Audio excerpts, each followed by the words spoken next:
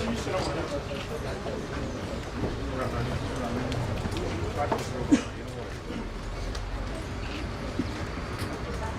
afternoon.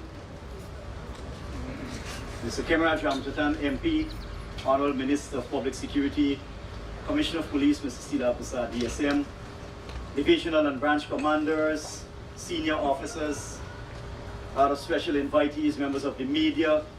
I want to acknowledge Dr. Karl Naimatali, a friend of the force, been rendering assistance time and again. Trainees, staff of the college, everyone here, good afternoon once again.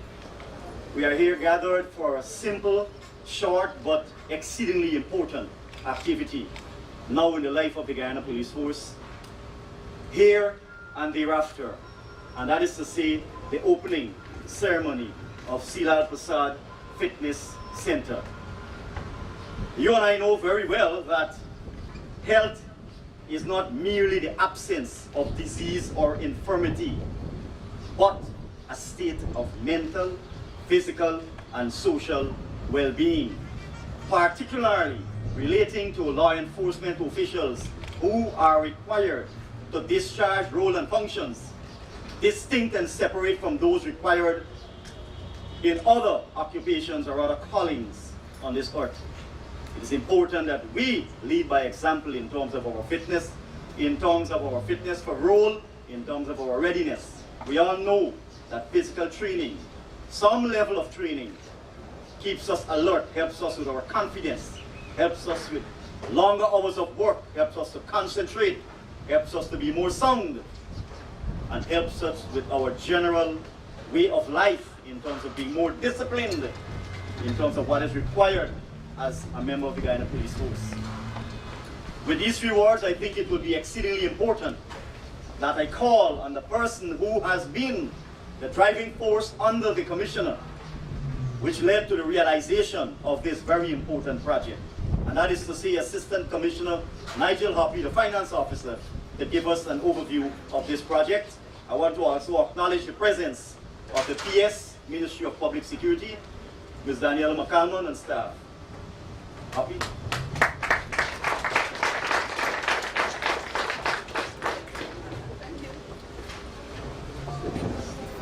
Thank you very much, Master of Ceremonies, Honorable Minister of Public Security and Force Vice President, Mr. Kemaraj Ramjatan, Permanent Secretary, Acting of the Ministry of Public Security, Ms. Danielle McCalmon, Commissioner of Police, Mr. Silal Prasad, ESM, other senior officers, junior officers, trainees, members of the media, special invitees, friends, all.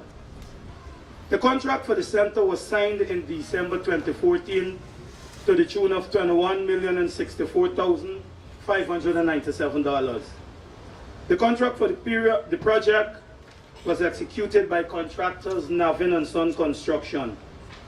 The project commenced in 2015 and concluded the very year.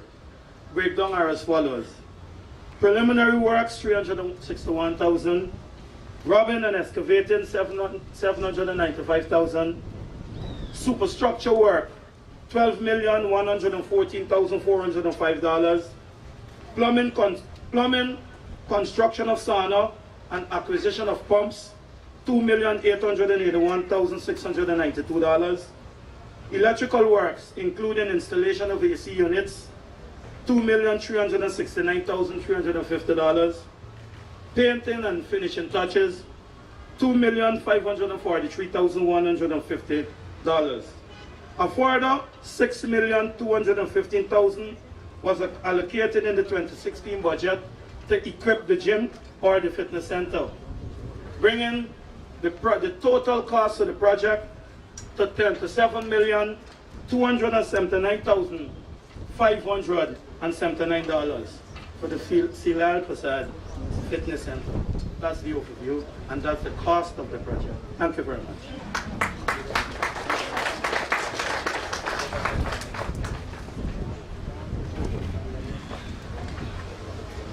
In whose name and honor this facility will be commissioned. will be utilized.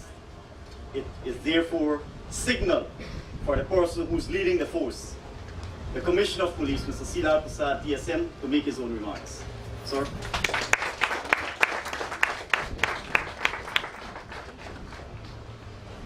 Thank you, ACA. Honorable Minister of Public Security and Acting Prime Minister. Honorable Permanent Secretary, Ministry of Public Security, senior and junior officers of the force, other members of the force, members of the media, special invitees, Dr. Carl Naimatali. A very good afternoon to you all. In 2014, the forces management team, having considered that morale in the force was extremely low, decided on a range of initiatives to rebuild morale in the force. Some of the welfare initiatives would have included initiatives targeting both families of members of the force as well as individual members of the force. Some of the family-related initiatives, the highlights of those are a group health insurance, where our memberships, members of our membership that are insured also insure their families. So whenever there is a health cost, the burden is taken care of by NIS and also by this other insurance, which gives them 100% refund. It also caters for them to incur the expenses without going in their pockets. Unlike the NIS, where you pay and then recover a percentage. We have increased bursary awards for children of members of the force who would have attained high grades at the Caribbean Examination Council. We have increased the amount of money that we have paid for funerals of members of the force and families, immediate families of, or dependent families of members of the force. And then you all would have heard about the Fallen Heroes Foundation, where children of members of the force who were killed in the line of duty, some of their welfare and education needs are taken care of by that foundation. Initiatives that impacts our membership at individual level includes the establishment of the Occupational Health and Safety Office. So this looks directly at hazards of the job, and it's working with the Ministry of Social Protection, Occupational Health and Safety Officer, to address issues in the force. The chaplaincy program is a program, a part of a partnership program we have with the Cops on Faith Community Network. And this is where our ranks who would have encountered, would have had traumatic experiences, are being counseled by faith-based leaders who are trained community counselors. And it happens immediately after the event, wherever in Guyana it occurs. Police promotions used to be a promotion board. This is junior promotion, used to be junior promotion board meeting. That board consists of assistant commissioner, is chaired by assistant commissioner administration, and it includes all the divisional and branch commanders. But the matters that are considered for promotions were recommendations by those commanders only. We have now provided for ranks who think that they are desirous, that they are eligible for promotion, to make their case in writing, and the board has been instructed to assess all those cases. So it's not only limited any longer to a recommendation of a commander, but individuals themselves can make their case, and those cases are considered. We have had routinely educational sessions on prevention of lifestyle diseases. And this not only during our training sessions, but we have had several outreaches where this knowledge is brought to members of our force as well as members of the communities that we serve. It's all organized by the force. We have Dr. Caroline Natali that now operates a clinic at the Officers Training Center and is treating senior officers free of cost. We have had several medical outreaches by the Brickdam Police Clinic, going to police divisions and holding clinics for our ranks in those divisions, their families, and members of the communities wherever those clinics are held.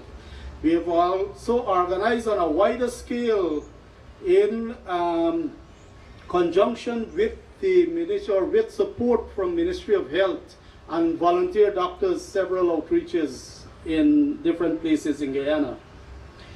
We have introduced also an annual fitness assessment, and this is not to fail or pass people, but it's to bring a consciousness to, of the value of fitness to our happiness, to the services that we provide, and to the happiness of our families. As the finance officer would have indicated, the fitness center was also one of the initiatives of 2014.